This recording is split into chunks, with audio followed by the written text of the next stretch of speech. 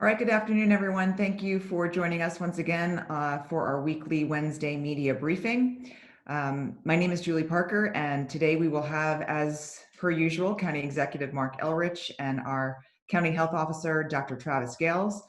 We know that this audience is growing, that we have members of our public, the residents, in addition to our media members here to listen to what these county leaders have to say. And we know that the question that everyone has on their minds is, when will Montgomery County reopen? We have said from the start that there is no arbitrary date that we are setting, that we are following the science and looking at the data. When we were here with you last Wednesday, we referenced a time frame based on the data that looked to be a week and a half to 2 weeks out. So I'm going to turn it over to Dr. Gales now to talk about where we are 1 week after we made that announcement. Dr. Gales. Good afternoon, everybody, and as always, good to be with you. And thank you for taking the opportunity to share with us and make sure that we get good, high-quality information out to our residents across our jurisdiction, across the region. I won't belabor the point, as Julie mentioned. You're here to find out where we stand and what we look like in terms of our data points. So I'll go through them briefly and provide some context to each one of those and updates to our relevant dashboard, and then I'll hand off to County Executive Elrich. So as you know, last week we announced a host of different metrics that we're using. We put them up on our dashboard to track where we stand in terms of looking for information to guide our next steps. The first measure that we looked at and have been looking at is the number of new cases in the setting of increased testing. So if you look at our dashboard, you can see that approximately 8 to 9 days of the last 14 days, we've seen decreases in the number of daily cases. Now, what's important to point out is that, yes, this has been in the setting of increased testing from our county resources, as well as new criteria that allows for and accounts for testing of asymptomatic individuals. This is completely different from how we were doing things in the previous couple of months.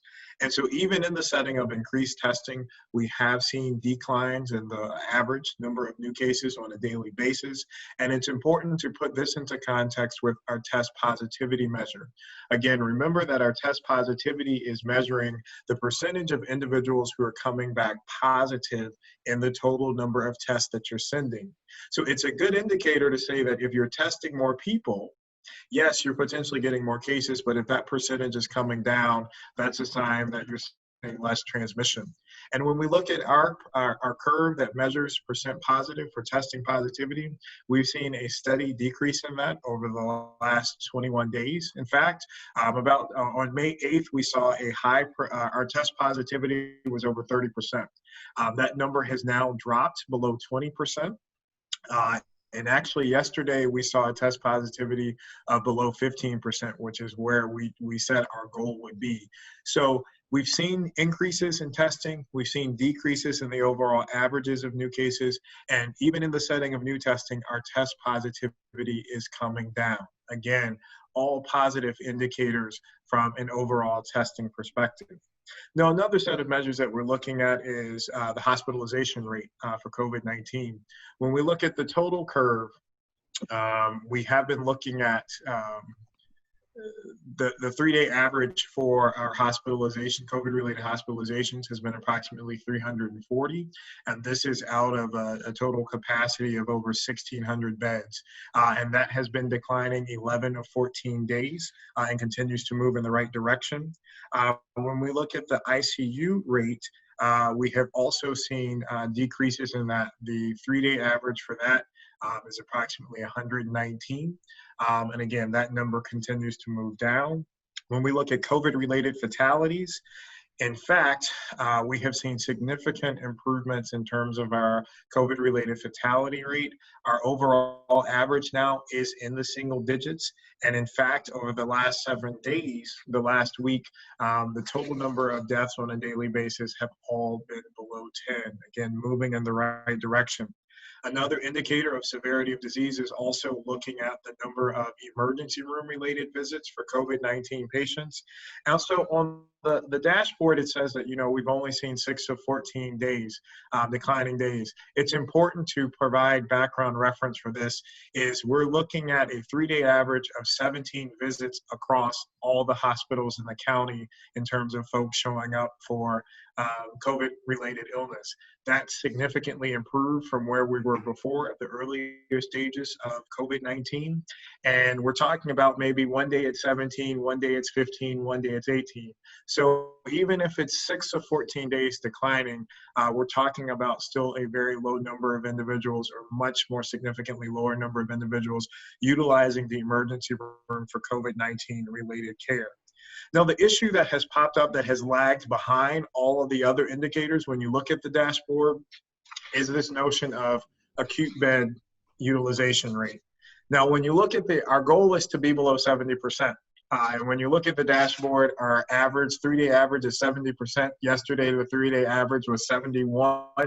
I think 71.4%. So we've been very close to that target number. And so recognizing that, we have proactively been working with our health systems to figure out how we can grow and expand capacity, not only for acute bed coverage, but also for intensive care. Now, this number does not factor in the additional bed spaces that we would gain from further opening up the Washington Adventist campus in Tacoma Park. As you may recall from some of our previous discussions, the plan is to increase bed capacity by over 200 beds over the next 3-week period. We've worked very closely with the state to stand that up, and they are doing that in phases.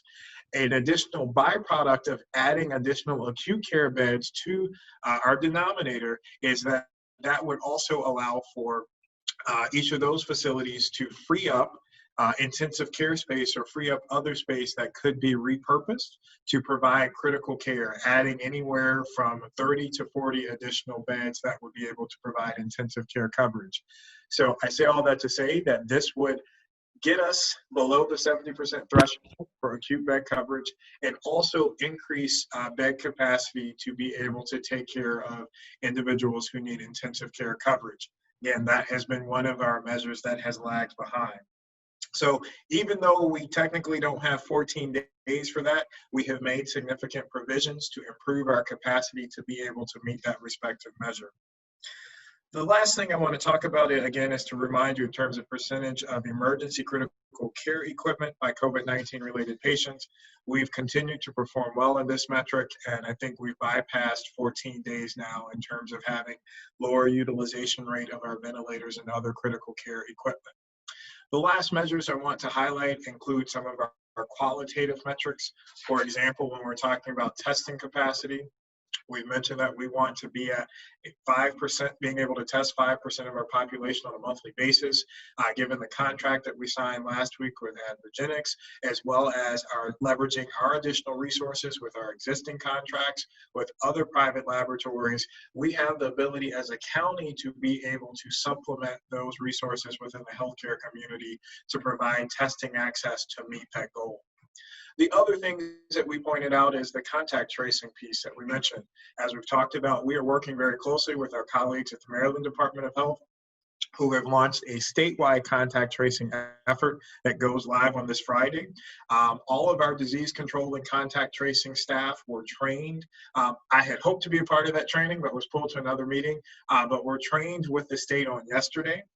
And that mechanism has already rolled out in a number of other jurisdictions to provide a soft launch before it goes fully live across the state. Now, as we continue to move forward with that, we have even brought in a consultant to help us determine what other additional resources we need to add to make sure that we continue having a robust contact tracing response that not only identifies initial cases and provides contact with them within the first 24 hours, but making sure that their relevant contacts are contacted within a 48-hour period, and they are directed and given access to appropriate testing measures so that they can be diagnosed, isolated quickly, and remove them from further networks of transmission. So that is will be in place by the end of the week once the state system goes live. And the last component is that we've talked about is the construct of equity. We have been infusing equity from throughout this process and throughout all of these different measures, and that work continues. Whether it's making sure that in all of our testing mechanisms, we are working to identify other important needs to address social determinants of health factors, making sure that people are linked to those adequate resources, making sure that we are able to provide testing across geography in the county, as well as making sure that we have increased access to those types of resources, regardless of an individual's ability to pay. And we have been implementing those strategies across the board in terms of our alternative test sites, as well as other potential efforts, including our mobile testing unit that, fingers crossed, will be fully functional at the beginning of next week to be able to do some pop-up testing, go to some of these higher volume zip codes and provide focused testing and interventions in those places. So collectively, I say all that to say that we're moving in the right direction, continue to move in the right direction, and taken in a full picture and full context, we've made significant significant progress in terms of meeting our threshold baselines that we had put into place. County Executive Elrich. So thank you. I think you laid it out pretty clearly. Last week we said we thought we'd be able to open within a week to two. We are still in that time frame. We think that's actually possible, and I feel pretty good about the numbers being where they are. I'm hoping that we don't get a weekend bounce from people going to Ocean City. That would be most unfortunate.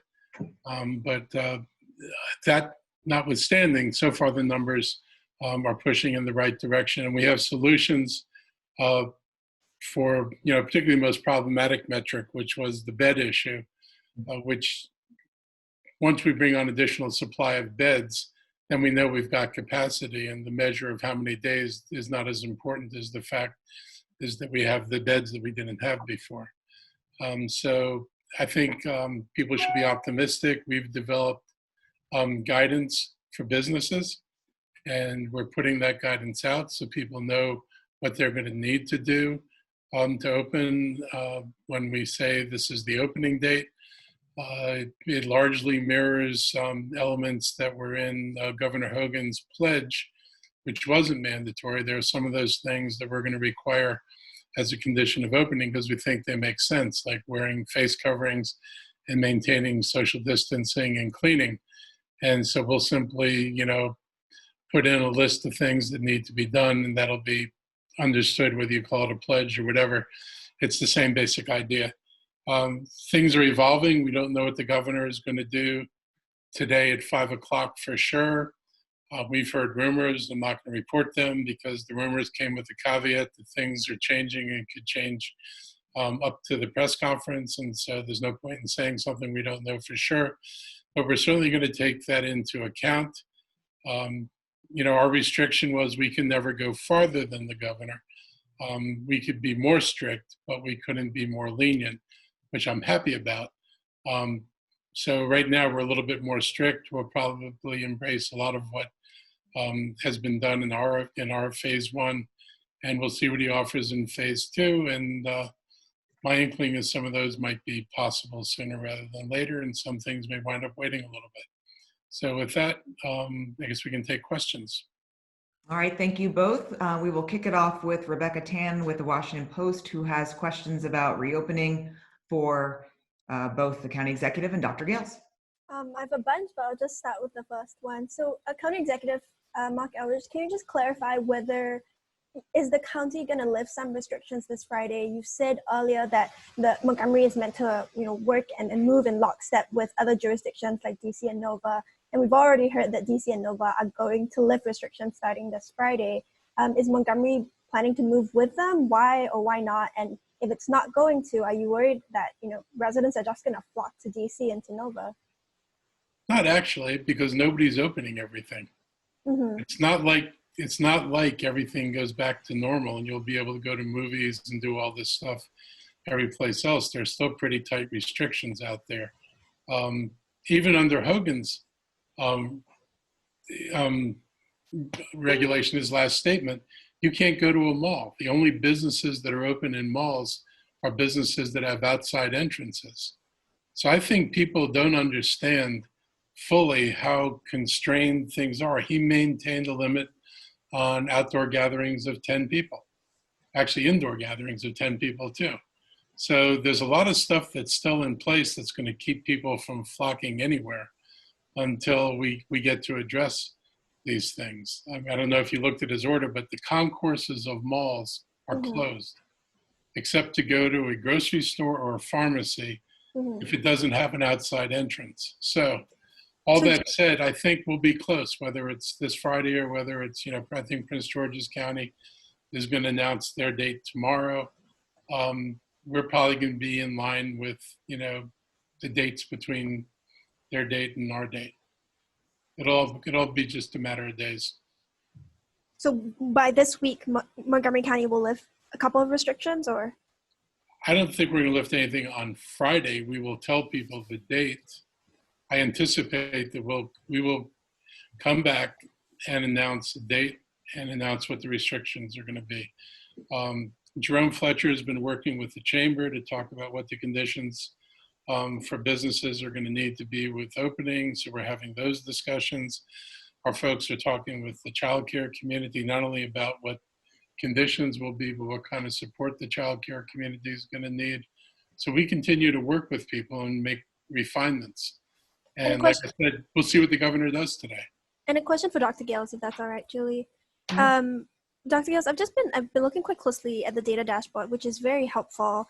But if I'm a resident of Montgomery County, I'm looking at these 9 metrics, and only two of 9 of them are at 14 over 14 days. At least 4 of them are about 5 days away, and some, like you said, acute care bed capacity is at 1 day away, according to it's 1 over 14 according to the dashboard. So if I'm trying to read this dashboard, right, how is the county coming to the conclusion that we might be ready to lift some restrictions, given that a majority of these metrics have not reached 14 over 14 days? Sure. So as I laid out, looking at all of the measures in the beginning of this conversation, it's looking at the context and the trends and the direction that they're moving. Let me make sure folks at home understand is that if there is any reason from a health perspective to be hesitant about moving forward, I will not hesitate to implement that and to make sure that's done. I think what we're looking at is we're looking at the broader picture of all of the different measures, again, in the context of everything that's happening. And that will inform, our next steps. It will also inform the level of openness in terms of what happens.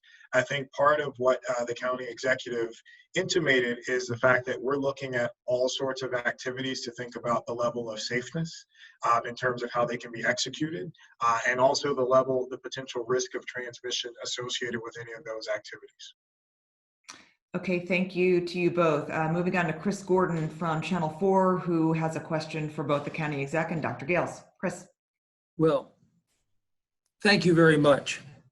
You've given us this guidance, but you haven't given us, it appears Montgomery County is the last jurisdiction in the area to set a date for any kind of phase 1 reopening. You said that we are within the 1 to 2 week time frame. That would make it either this Friday or a week from today, which is June 3rd. Can you tell us, am I correct in this? Why are we keeping this a mystery and not letting business owners and people know what to expect so they can plan and prepare? Well, Chris, we are going to provide them the information they need for planning and preparing. And I completely agree that this is going to be within that time frame. We're not going to do it on Friday. My guess is it's going to happen, early next week. And we might wind up on the same date that Prince George's County is. But we're going to put out the guidance to businesses so they know what it is they have to prepare for. If I said I was going to open tomorrow and I gave you guidance, the odds of most people being able to open tomorrow would not be very good, because you actually need the guidance in advance of opening. So we're going to give them guidance and know what we're going to let them know what we're looking for, what we're going to require, so they can get everything set up and ready to go. So when we say open, it'll be a simple thing for them to open. Yes, but sir, do you realize at this point, restaurants don't know if you're including them or not, curbside, for out? I couldn't include restaurants now anyway. The governor didn't include restaurants. I couldn't, Right. I can't do anything the governor didn't allow. I cannot allow some things he allowed, but I can't do anything he didn't allow. His order up till now, and I don't know what it's going to be tonight, didn't allow restaurants. His order didn't allow outside gatherings of more than 10 people. So I've had people say, couldn't I do my yoga classes outside if I put 20 people on them? Right now, his order says I can't. So we're limited. When he changes his thing, whatever he's going to change tonight, we will take that into account in terms of how we refine things. But right now, I can't do what he doesn't allow. Okay. Thank you. And he didn't brief us. So I don't even know what he's going to allow. Well, you said earlier this week that he blindsided you last week. It appears he's ready to blindside you again tonight because you don't know what he's going to announce. Yeah, there's a different kind of thing. I can deal with changes or, whatever he's going to modify. The difficulty about last week, frankly, was the kind of sense that the counties were doing their own thing, as opposed to at least expressing a very clear message to people that he understood that these counties weren't ready. And I've said that over and over again. I mean, if he had just simply said, I'm opening up the rest of the state because conditions there warrant it, but I'm not doing these counties because conditions are different, I would have been really happy. I was really happy getting the permission to do something differently, but I felt he could have said it in a context that would have had people understand that the governor understood why we weren't opening, as opposed to us getting bombarded with questions as, the governor opened the state, why aren't you doing it? That was a problem because I know he knows the conditions here are different than the conditions in Garrett County. And simply saying that would have really helped. Jody Fleischer with NBC4 has a question for Dr. Gales. Thank you so much. Dr. Gales, you were talking about the expanded testing that you guys are planning to launch in the coming weeks. Can you talk at all about whether there's a role for serology tests in that plan and what you guys are doing in the way of tracking the results? We know a lot of private labs in the area are getting people coming in and getting tests.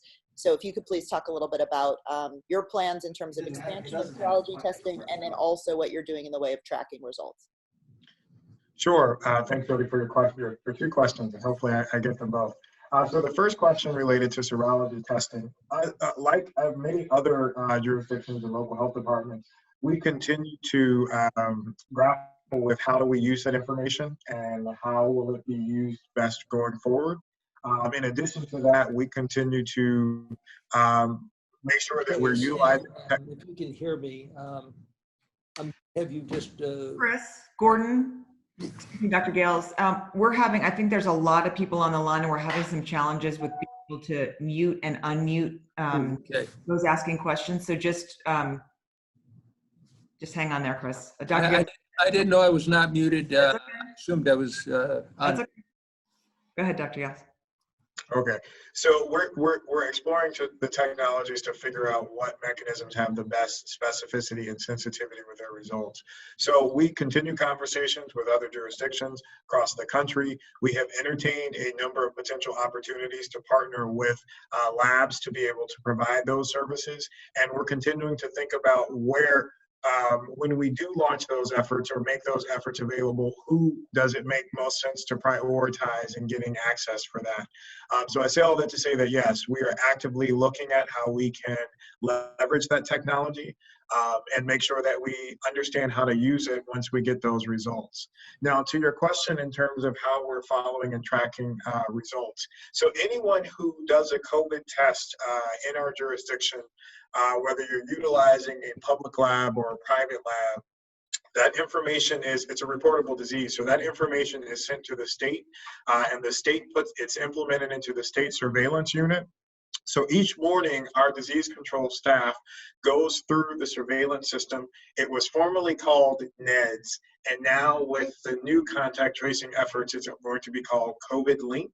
And so what happens is every morning, anyone who has a test, who has a home residence or a residence that they put on their requisition sheet that is a Montgomery County resident, that information is pulled from the database and it's looked at by our disease control team. So anyone who's getting tested, we will ultimately get access to that result, and then that is how that process of contact tracing is initiated. So if you, for example, and I'm not wishing this on you, but Jody, if you test positive and you're a resident of Montgomery County, I would see that result, and then we would call you and say, hi, Jody, we saw that you tested positive. We need you to participate in this initial interview so that we can find out more about your risk, your exposures, who you came into contact with, so that we can notify those individuals that they need to get tested. And that's true for serology tests in addition to PCR, because the state, as of yet, we've been asking, and they've released no serology related testing numbers or percent positive. Are you guys getting that info? So that information that I refer to, the system that I refer to, is related to the PCR test results. Okay, so for serology, are you getting any data from the state as far as how many people in Montgomery County have tested positive for antibodies? At this time, we're not that I'm aware, no. Can I join you on that answer? Sure. So, I mean, the problem with the serology test, and this is coming from the feds as well, is the reliability of serology tests has really been a problem. And, some companies advertise an 80% accuracy rate. I think one of the federal agencies says that maybe as low as 50%. So it really doesn't give you the picture we want. We've talked to a bunch of companies about serology testing. And if we had companies that could tell us that, I can guarantee you a 97 or 98% accuracy rate, that would be way more useful than having the level of inaccuracy that's in these tests right now. And you certainly wouldn't use a serology test for diagnostics.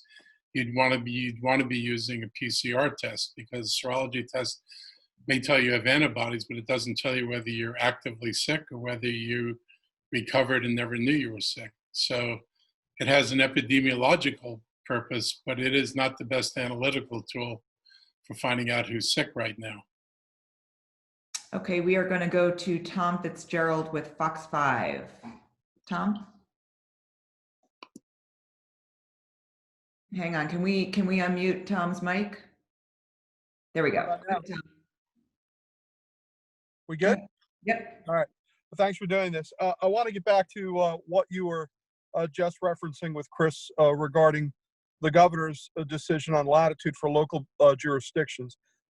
There was a story in the Washington Post on Monday, which you were quoted, entitled, "Hogan empowered local leaders to continue their shutdowns.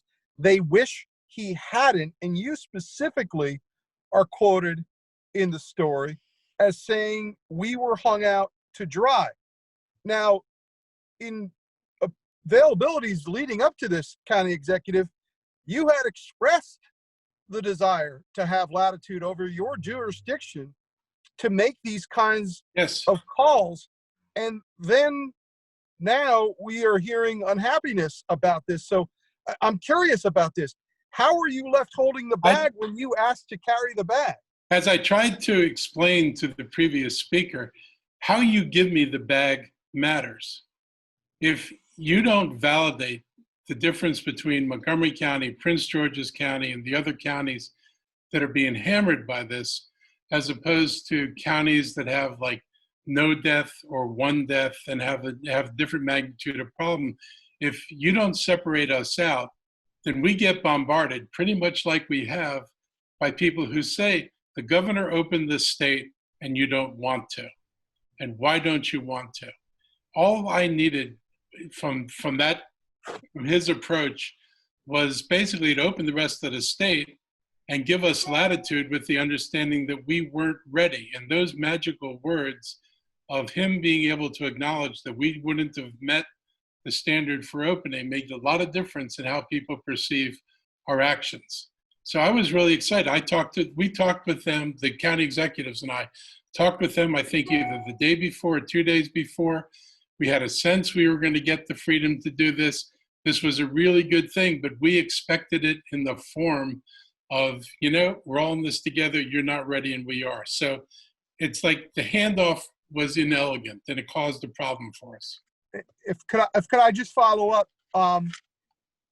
If there was pushback on the decision to delay in Montgomery County because of the metrics being what they are, as Dr. Gales laid out for us at the beginning of this, it would not be out of the realm of possibility that you're in for some you ain't seen nothing yet if Montgomery County doesn't at least give some kind of roadmap, some date, some place people can circle as to when they will find something out. So my question is, why the reluctance on setting a date on which you are going to tell people of a future date? Do you just find that to be no purpose to that, no use to that? Mentally, wouldn't that kind of help people get their heads around where they're at right now? So the problem is dates change. I mean, DC's date was originally a date farther out, and now it's a date that's, more than a week earlier. Other places, think about the school openings. How many times did the state announce, we're gonna open schools in 2 weeks, and then another 2 weeks, and then finally we're closed for the year? Every time that happens, people either get angry, they certainly get frustrated, and they think you broke a promise. To me, this is not a promise type thing. This is, if the circumstances are really good, I would love to open. I would have opened in a week if the numbers had said we should open in a week, and I had opened in 2 weeks, and it looks like we're getting where we need to be. So I was pretty confident last week that we'd get there in a week or two. You will see something, but like I said, we're already giving businesses, we're giving them guidance so that they don't get an announcement about opening and then an announcement about what you need to do at the same time. We're going to give them a heads up so they can get ready, so they can open very quickly once we say we're doing that. We want to know what the governor is going to say tonight. I mean, if I were to announce something today with a bunch of parameters and then he says some things tonight that Dr. Gales and I might agree on, but we couldn't do before because that wasn't within his parameters, I want to be able to incorporate it and not do a separate press conference tomorrow or Friday saying, and everything or some of the stuff we told you today was wrong because the governor changed things. So give us a day or two. Let's see what the governor announces tonight. I don't think everything he's going to suggest is going to be wrong or not doable. So let's see what he puts out there. Let's see what Prince George's County puts out tomorrow. We've been in discussions with the district in Prince George's County, and then we'll give a complete picture of what we're going to be able to do, and we'll give you when we're going to do it. And I promise you, all of you will be invited to that discussion, but you will get a date and you will be happy. All right, moving on to Scott Broom with WUSA 9. Go ahead, Scott. Just give us a second to get you unmuted.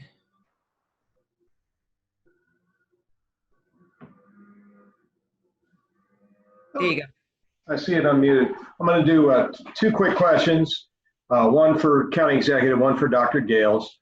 I'll ask them both at the same time, so we just go as fast as we can here. Mr. County Executive, it's a little presumptuous to talk about future things that haven't even been announced, but there is much chatter that once things do loosen up, particularly for outdoor dining, we're talking about restaurant associations and others pushing for street closures and outdoor dining. And I wonder if you have any thoughts about that as conditions warranted into the future. And Dr. Gales, the county executive a couple weeks ago used this term attractive nuisance. And I'm wondering if you have any hard data of any kind that indicates that cases have come in from Frederick County or Ocean City or wherever, any hard data that indicates those places have become attractive nuisances to Montgomery County residents and have impacted your numbers. And thanks for taking both those questions. So your first question, say it again. I was thinking about your second one. I shouldn't ask two at once. I'm sorry. I'm greedy. The first one is whether, do you have any position at this point on street closures once outdoor dining becomes? Yeah. So our Department of Transportation is looking at that. We're looking at places where there's high concentrations of restaurants to see whether we can take away half the street or the whole street and divert traffic around it.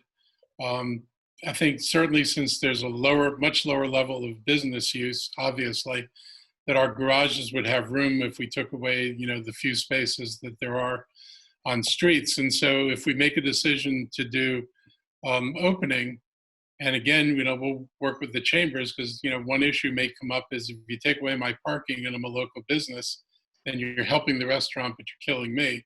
So I want to make sure that whatever we do in conjunction with existing parking lots. But I think we can do that. I think, if we decide it's okay to open outside, we might as well figure out how we can get as much of that opened up as we possibly can. So I know our department's working on it, and I would certainly support it if they come forward with a plan to do that. We started out by letting restaurants, deliver, by letting them deliver alcohol, and then letting them deliver actually mixed drinks.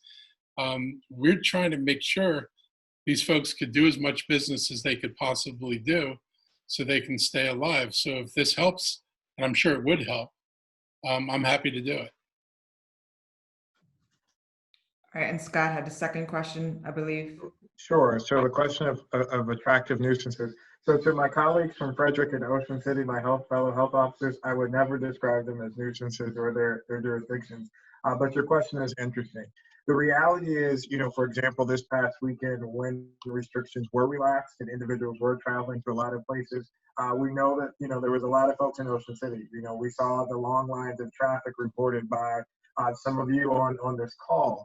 So to measure the true impact of potential exposures, we will have to wait and see over the next anywhere from the next 4 to 5 days to the next 2 weeks to see if we are going to see a rise in cases due to congregation in a lot of those areas where individuals may not have been abiding by the principles that we put forth in terms of face coverings and physical distancing. So to this point, we don't have any hard data to say, X percentage came from county X to us, or we had X percent of residents who went to a particular place and coming back. We will continue to follow the epi curves and the surveillance data to be able to, maybe next week in this press briefing, we'll be able to say, we hopefully not an uptick in cases, but we'll be able to comment a little bit further on your question. Okay, we've got Brianna with Bethesda Beat up next. Hi, thanks for being here. I have a question about remdesivir. Could you provide the number of vials of remdesivir that the state distributed to each hospital in the county? How many vials are roughly used for each patient? I know County Executive Elrich mentioned last week that one hospital only received enough doses for 3 patients. And as a follow-up to that, do you know what factors were used to decide which patients received the medication?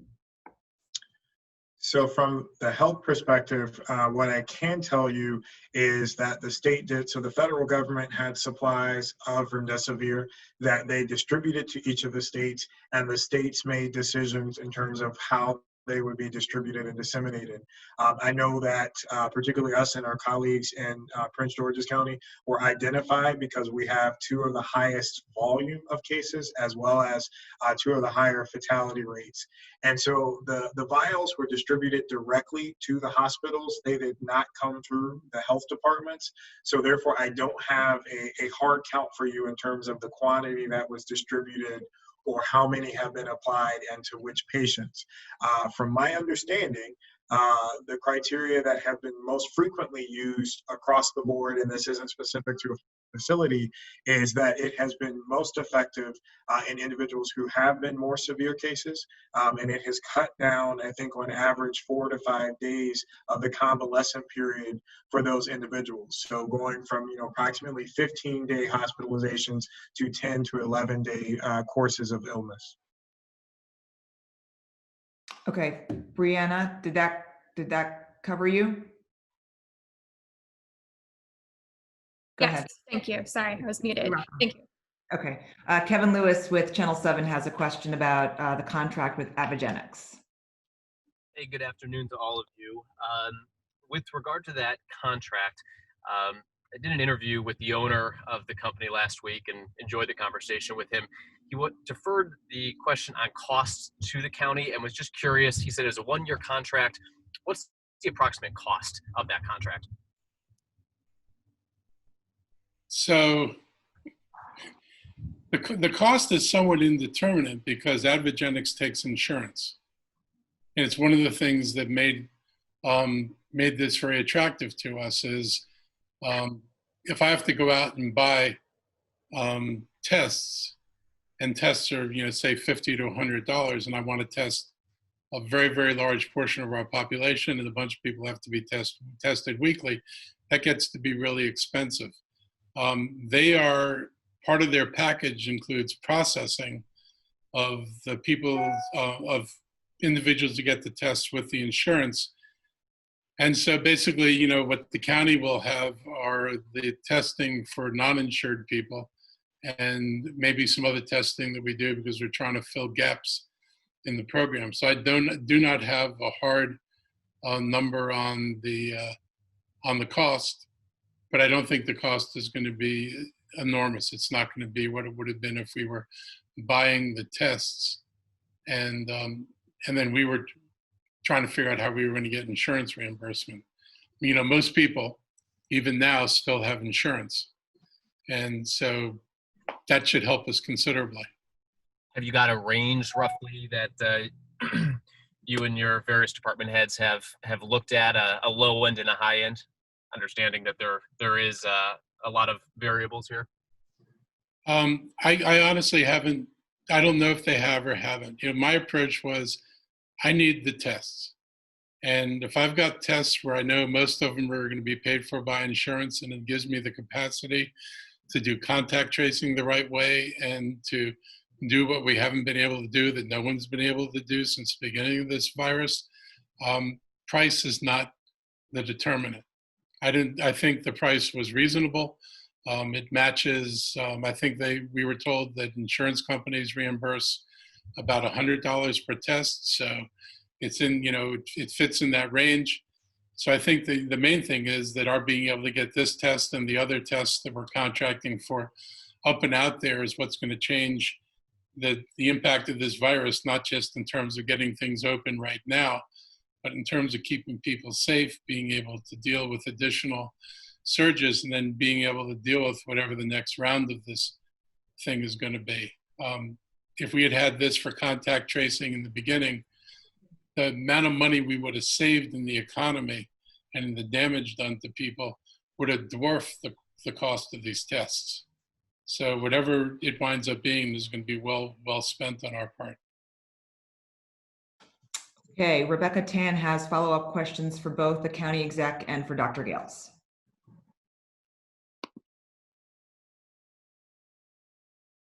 Thank you, Julie.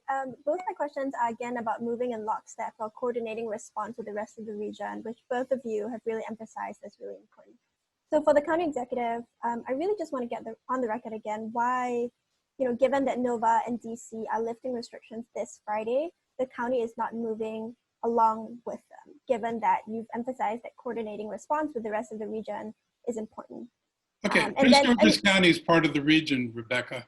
And Prince George's County is not opening on Friday. So Prince George's County, like us, has some of the highest numbers. Probably us and Prince George's County have the two highest numbers of cases in the region.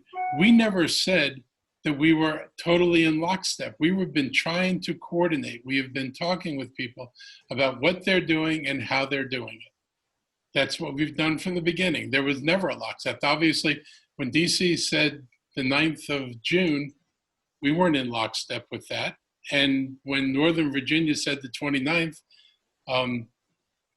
that was the decision made by their governor, frankly, not by the Northern Virginia counties. So we're going to get as close as we can. We may wind up in lockstep with Prince George's County.